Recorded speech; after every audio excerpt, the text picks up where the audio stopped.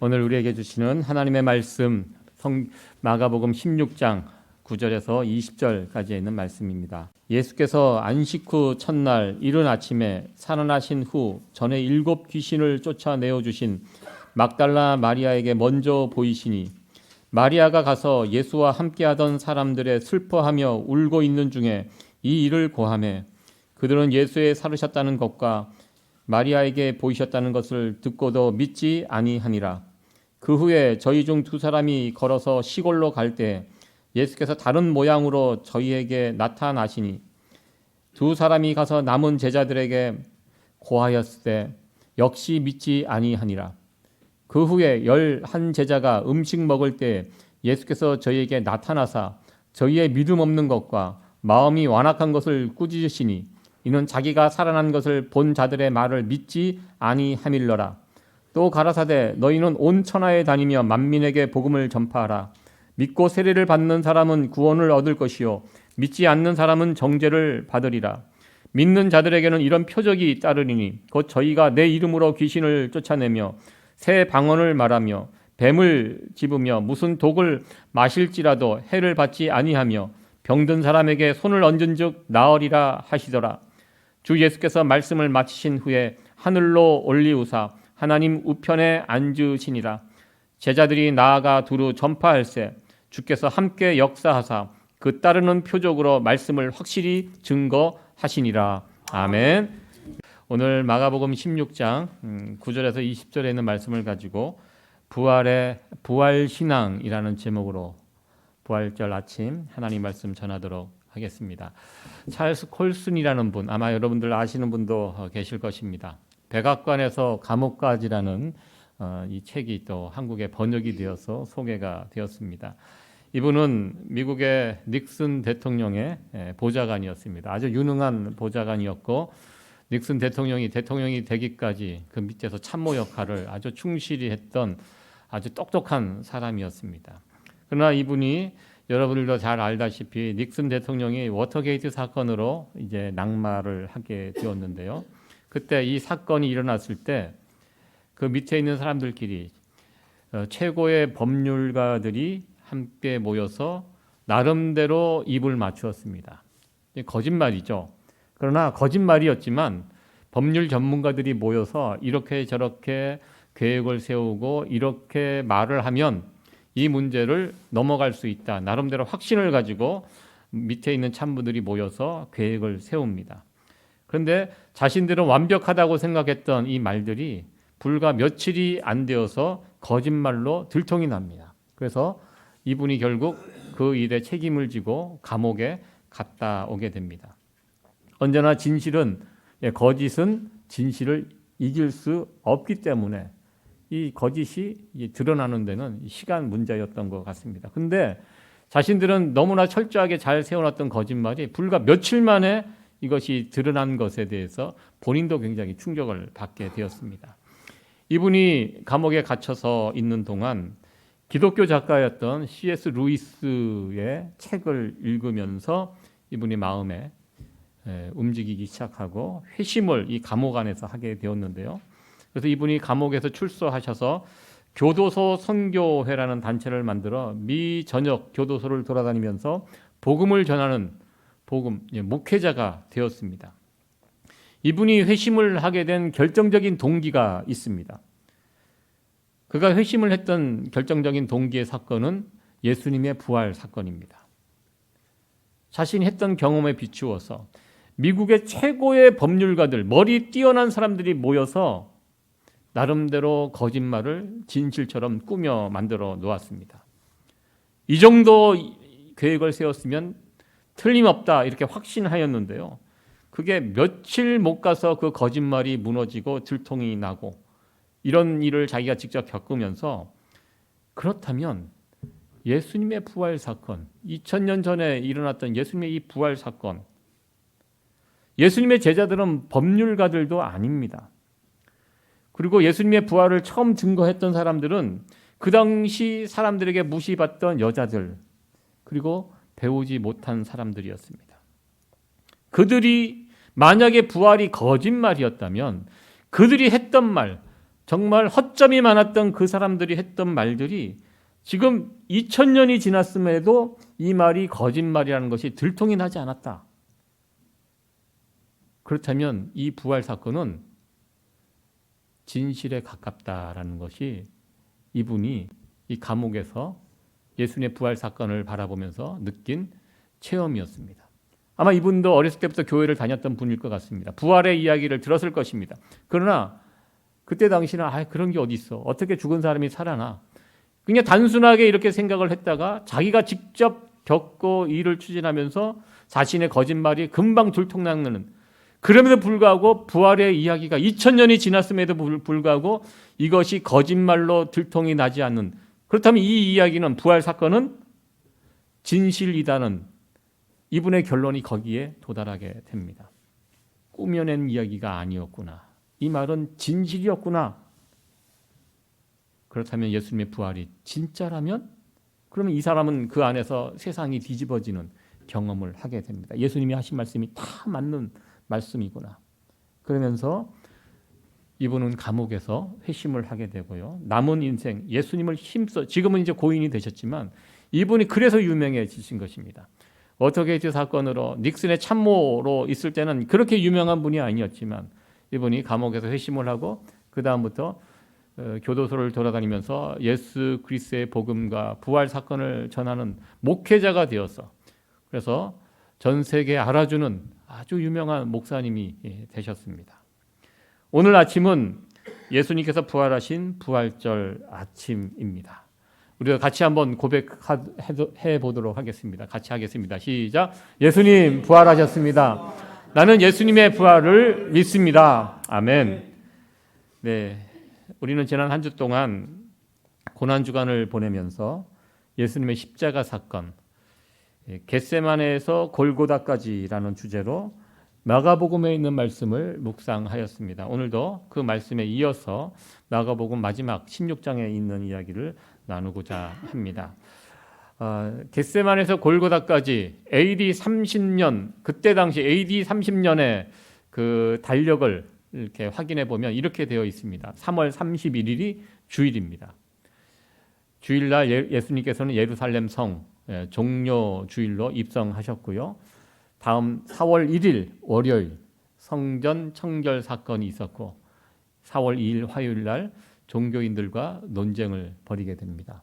그리고 4월 3일 수요일 날 예수님을 죽이려는 음모가 이제 본격적으로 세워지게 되고요. 4일 날 4월 4일 최후의 만찬, 제자들과 최후의 만찬, 그리고 마지막 설교를 우리 예수님께서 하십니다. 그리고 5일 날 체포당하시고 재판받으시고 십자가를 지게 됩니다. 이른 시간에 체포당하시고 그리고 그 재판이 새벽 6시에 열리고 빌라도에게, 그리고 십자가 언도를 받으시고 아침 9시에 십자가에 달리시고 그리고 12시에 온 세상이 어둠이 임하고 그리고 오후 3시에 십자가에서 운명하십니다. 그리고 어제 우리는 예수님의 장례에 관해서, 그것이 4월 6일 예수님의 장례가 치러진 날이고요. 그리고 4월 7일 AD 30년 4월 7일 주일날 이른 새벽에 예수님께서 부활하시게 됩니다. 제가 이렇게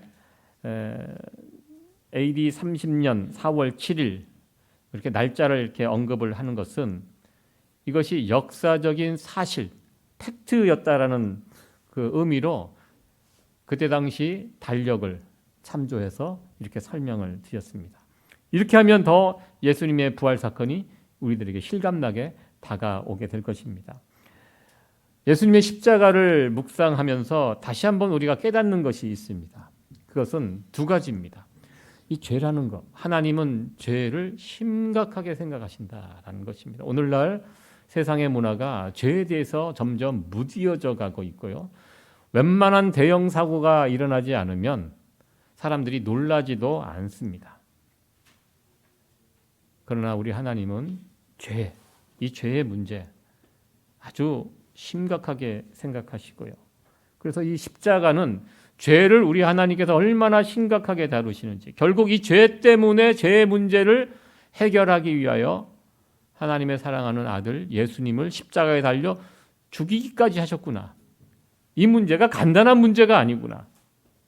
말씀으로 천지를 창조하실 수 있는, 말씀으로 모든 것을 다 하실 수 있는 분임에도 불구하고 이 죄의 문제를 해결하기 위해서는 자신의 아들을 내어주는 데까지.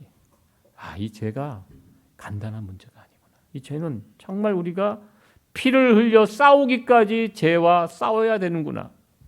우리는 십자가를 묵상하면서 다시 한번 죄의 문제가 심각하다는 것을 깨닫게 되고요. 또한 두 번째는 십자가를 묵상하면서 우리가 깨닫는 것은요, 그러한 죄인들을 향하신 하나님의 사랑이 얼마나 크고 놀라운지, 하나님의 은혜에 대해서 다시 한번 십자가를 묵상하면서 깨닫게 됩니다. 마가복음 16장은 예수님의 부활 이후의 이야기를 다루고 있습니다. 예수님의 부활을 목격했던 사람들이 있습니다. 그리고 그 목격했던 사람들이 예수님 제자들에게 달려가서 예수님의 부활 소식을 전합니다. 그런데 놀랍게도 예수님의 부활 소식을 들었던 제자들은 예수님의 부활을 믿지 못합니다. 거듭거듭 마가복음에 보면 두 차례에 걸쳐서 믿지 못하는 제자들의 모습을 보게 됩니다.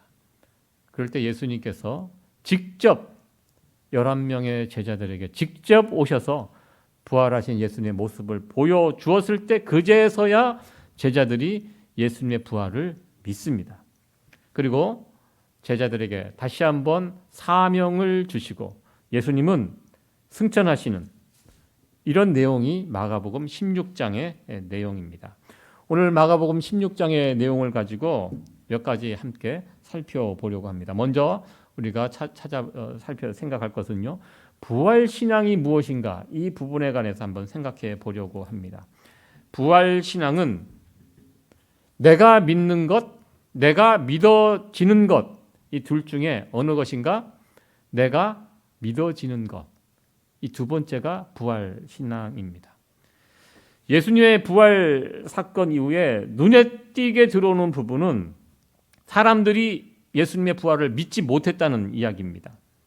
특별히 그것도 예수님과 가장 가까웠던 제자들. 평소에 예수님은 부활에 관해서 말씀을 해 주셨습니다. 그럼에도 불구하고 제자들은 예수님의 부활을 믿지 못했습니다. 예수님의 부활을 처음 목격했던 여자들이 달려가서 제자들에게 예수님 부활하셨습니다. 소식을 전해 주었지만 제자들 믿지 못했습니다. 그리고 오늘도 보면 아마 엠마오로 내려가는 두 제자들이었던 것 같습니다. 여기에 있는 두 제자는 예수님의 11명의 제자에 포함되지 않습니다.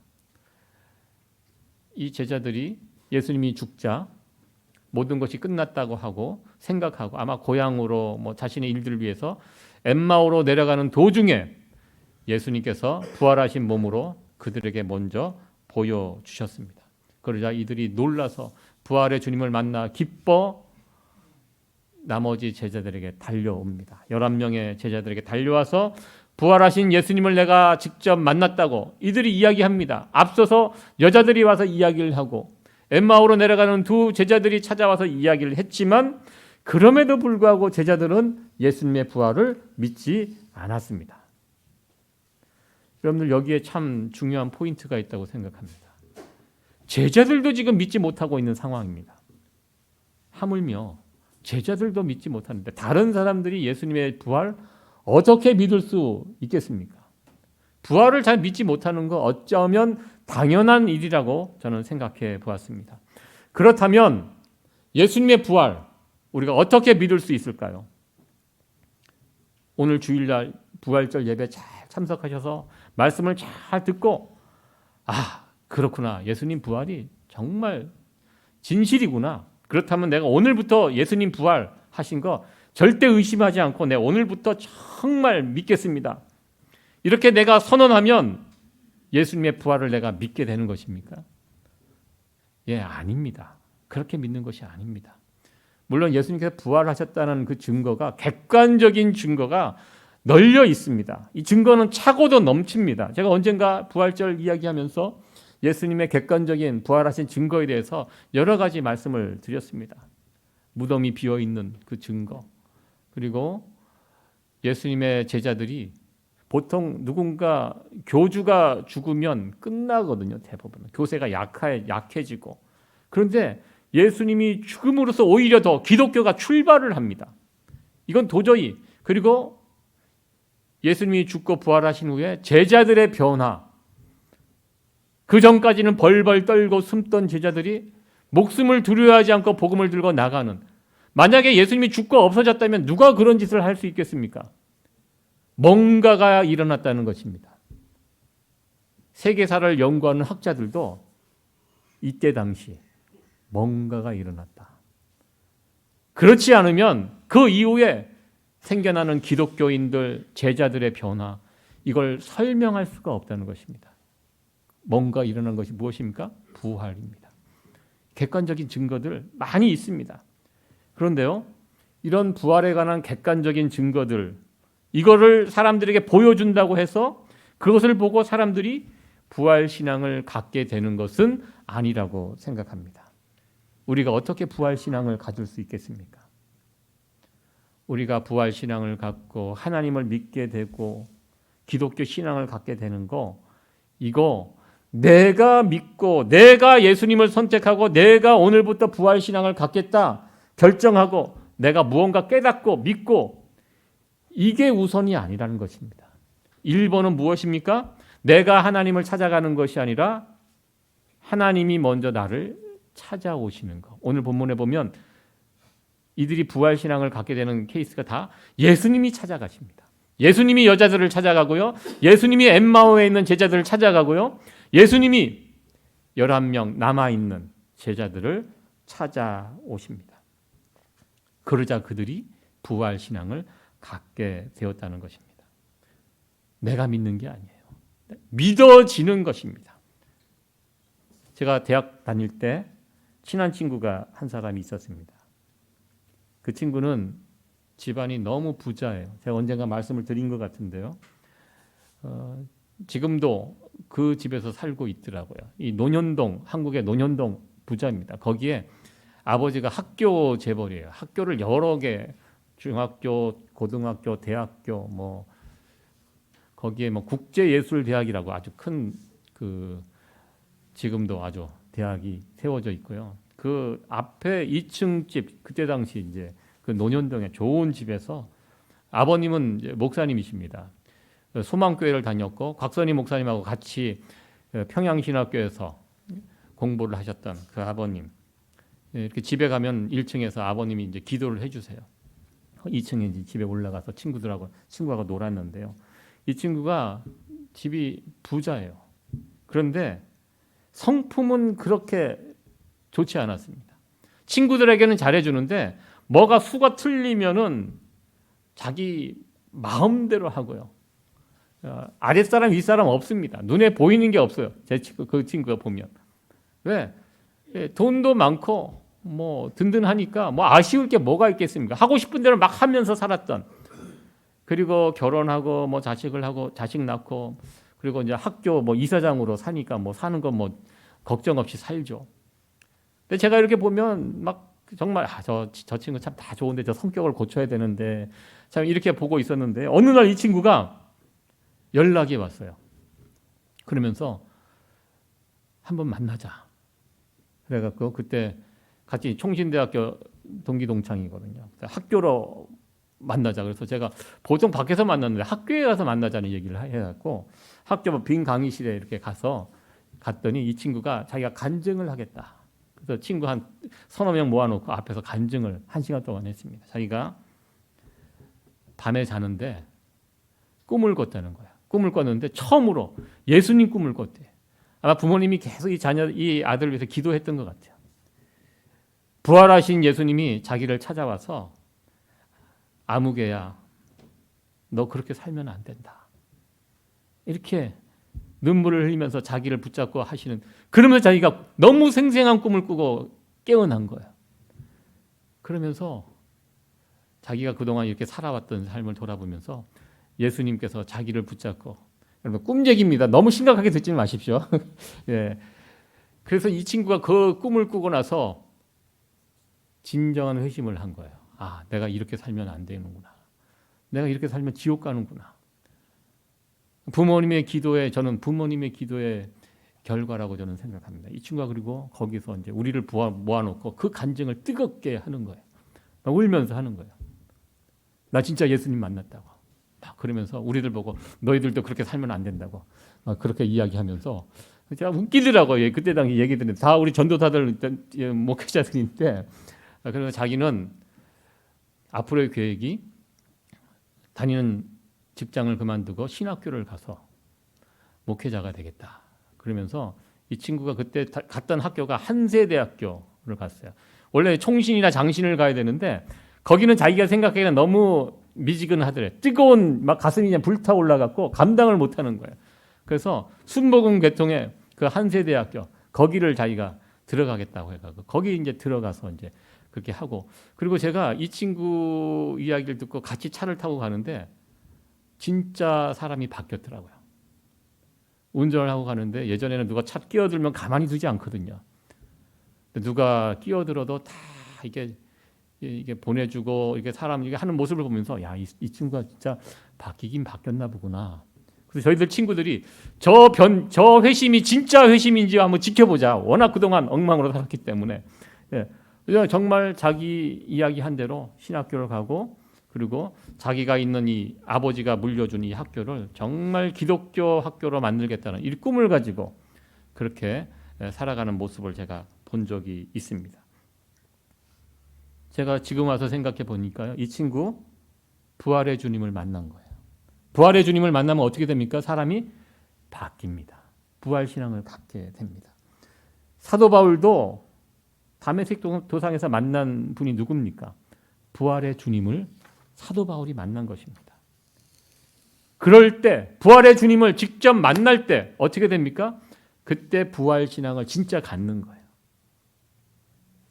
예수님의 부활신앙은요. 내가 믿는 거 아닙니다. 내가 믿게 되는 것입니다. 영어에 보면 능동태, 수동태 이렇게 이야기하죠. 부활신앙은 수동태입니다. 믿어지게 됩니다. 지금도 저는 동일하다고 저는 생각합니다. 똑같습니다. 예수님이 우리를 찾아오셔야 돼요. 제 친구처럼 꿈속에 찾아오시든지 아니면 말씀으로 주님이 우리를 찾아오셔야 합니다. 내가 뭔가를 깨닫고 믿는 것이 아니라 내 심령 위에 우리 부활의 주님이 찾아오셔서 내 마음을 열어주시고 내 눈을 열어주시고 그래서 부활의 주님을 볼 수 있도록 그래서 부활의 주님을 믿을 수 있도록 해 주실 때 우리에게 이 부활의 신앙이 들어올 수 있습니다.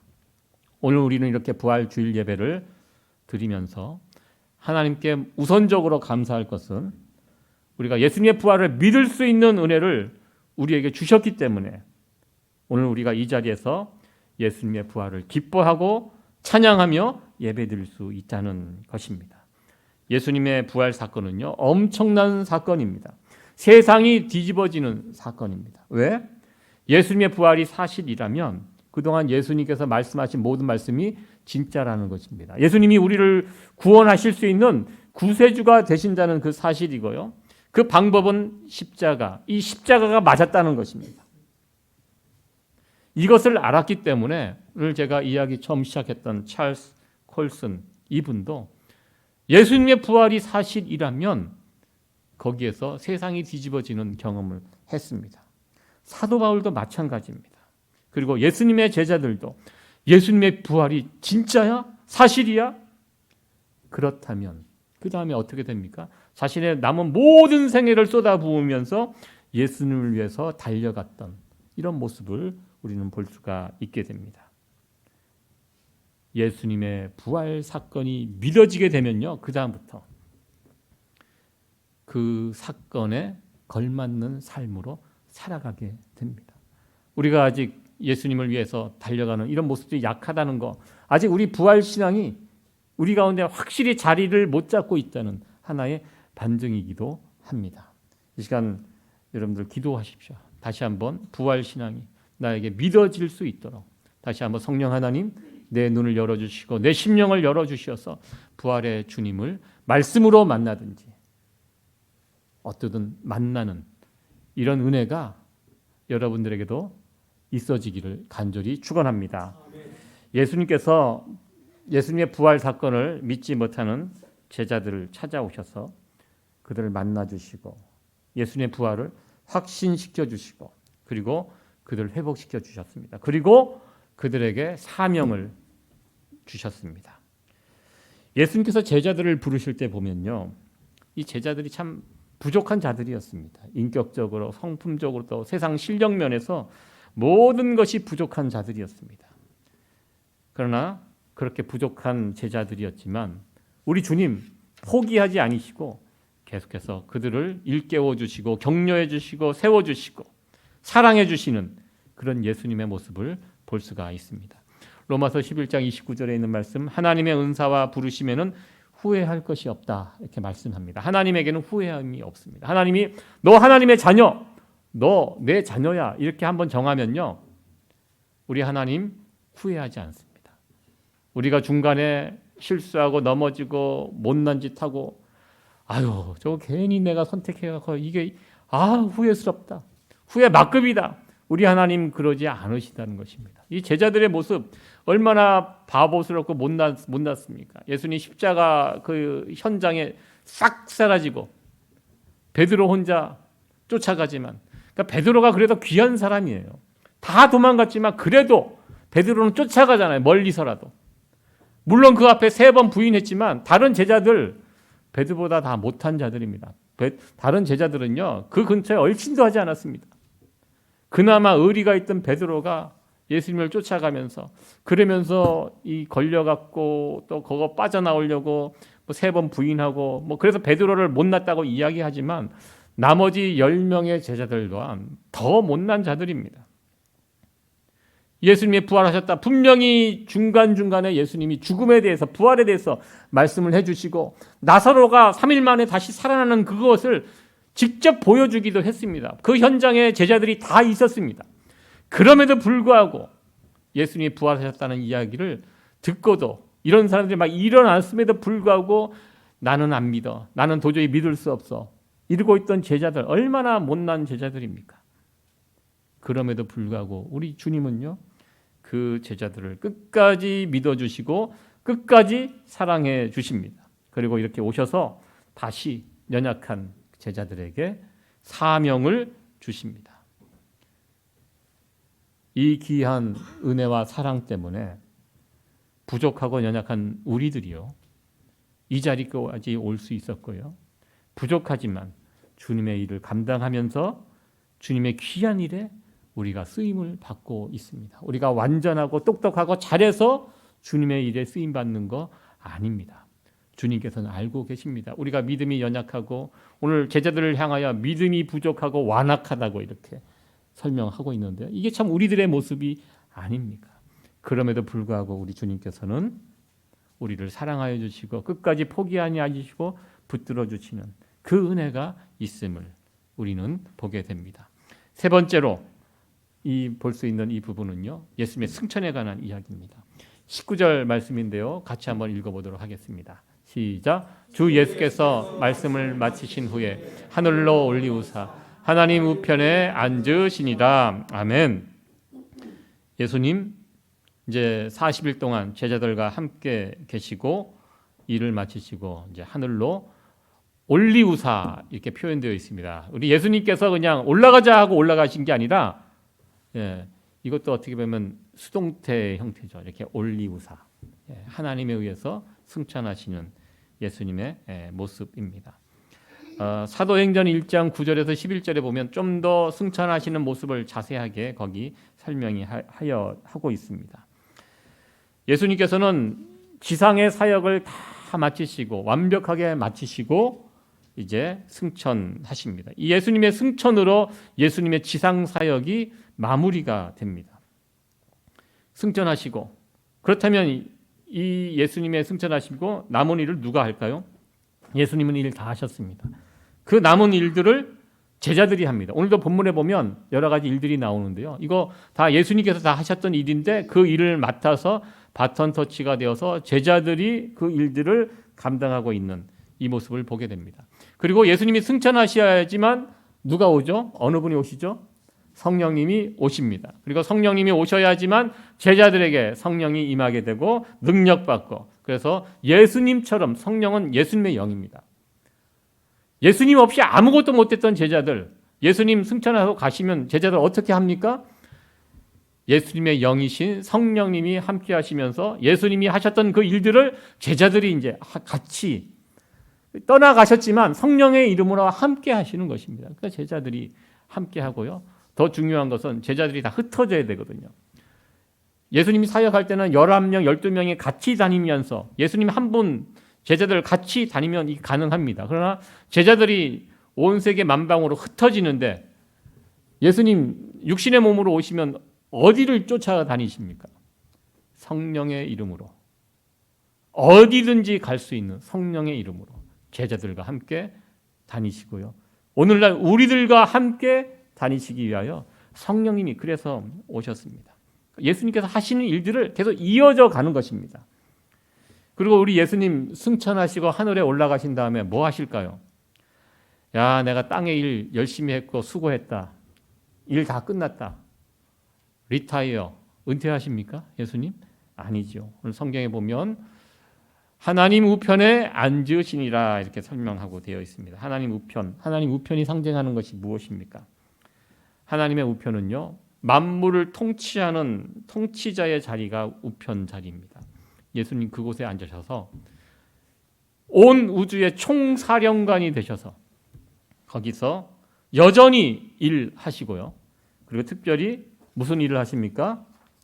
우리를 위해서 기도하시는 일을 우리 주님께서 지금 하고 계십니다. 이 사실을 바라보면 참 우리에게 위로가 되고 힘이 됩니다. 마음이 완악하고 믿음이 없는 우리들을 위하여 주님께서 지금도 기도하고 계십니다.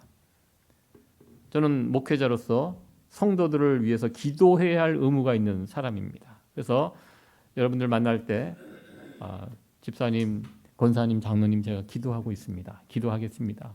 이렇게 말씀을 드리면 목사님 그렇게 말씀해 주시니까 너무 위로가 되고 힘이 됩니다. 감사합니다. 이렇게 말씀을 주십니다. 여러분들 제가 목회자인 제가 부족한 제가 기도해도 여러분들에게 힘이 되는데요. 우리 주님께서 나를 위하여 기도하고 계신다. 이 얼마나 놀랍고 감사하고 힘이 되는 이야기가 아니겠습니까? 지금도 예수님은 우리들의 이름을 부르시면서 기도하고 계십니다. 우리를 지켜보시면서 위로하고 기도하고 계십니다. 하늘 보좌에 계신 주님, 주님의 눈이 우리에게 있다는 것입니다. 연약하고 부족하고 믿음도 없고 위태위태한 그런 상황들을 겪어 살아가고 있지만 우리가 여기까지 올 수 있었던 것, 주님의 기도가 있었기 때문에 우리가 여기까지 올 수 있었다고 우리는 고백하게 됩니다. 여러분 이 사실을 믿으십니까? 네. 예, 주님, 부활하신 주님, 우리를 위해서 기도하고 계십니다. 그리고 끝으로 승천하신 예수님은 그 모습 그대로 다시 오실 것입니다. 예수님 재림 약속해 주셨습니다. 예수님께서 하신 말씀은 모든 것이 다 이루어졌습니다. 부활도 이루어졌고요. 이제 예수님 다시 오신다 약속하시고 올라가셨습니다. 이제 언젠가 다시 오실 것입니다. 승천하신 모습 그대로, 그때 그 모습 그대로 우리 주님 다시 오실 것입니다. 그러한 예수님을 굳게 믿으며 살아가는 것이 바로 부활 신앙을 가지고 살아가는 것입니다. 오늘 부활절 아침 부활 신앙이 무엇인가 네 가지를 함께 살펴보았습니다. 부활은 내가 믿는 것이 아니라 믿어지는 것입니다. 그리고 예수님 나를 끝까지 책임져 주실 것입니다. 그리고 주님 나를 위해 하늘 보좌 하나님 우편에서 나를 바라보시며 나를 위해 기도해 주십니다. 연약하고 완악한 나를 위해서 지금도 기도하고 계시는 주님. 그리고 부활신앙은 무엇입니까? 다시 오실 재림의 주님을 바라보며 살아가는 것, 이게 부활신앙입니다. 이 네 가지 부활신앙, 마가복음 16장에 나와 있는 이 네 가지 부활신앙을 굳게 붙들고 살아가는 성도 여러분들 되어지기를 간절히 축원합니다.